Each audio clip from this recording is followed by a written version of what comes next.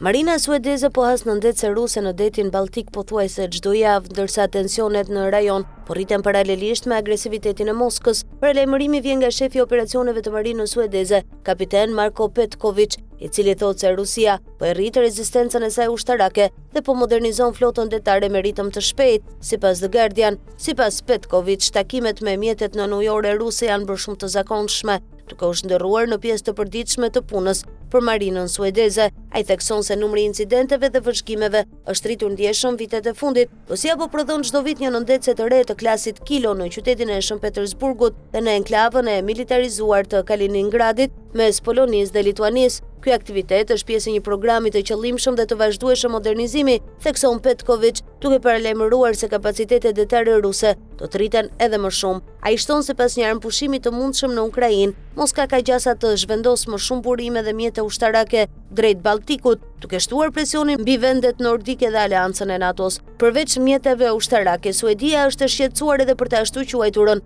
flotë hije, cisterna të vjetra të naftës me flamur civil që transportojnë naftë ruse.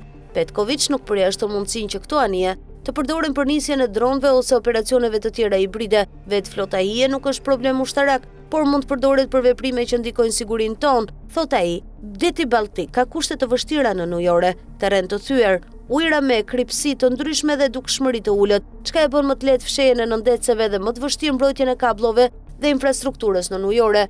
Vendet me varësi më të lartë nga linja detare si Suedia, Finlanda, Norvegjia, Estonia dhe Lituania janë më të rrezikuarat në rast të ndërhyrjeve ose akteve sabotuese. Megjithatë, Petković beson se rritja e vigjilencës së NATO-s ka dhënë rezultat. Ai përmend operacionin Baltic Sentry nisur në janar, i cili duket se ka kontribuar në uljen e incidenteve me kabllot në ujore. Ky operacion tregon forcën e aleancës dhe faktin se po veprojnë të bashkuar ndaj kërcënimeve. Vetprania e rritur e NATO-s ka rritur kujdesin edhe tek mjetet civile që lundrojnë në rajon, thekson ai. Suedia së fundmi priti stërvitjen e madhe të NATO-s, Playbook Merlin 25, ku përfshin 7 vende të aleancës dhe SBA.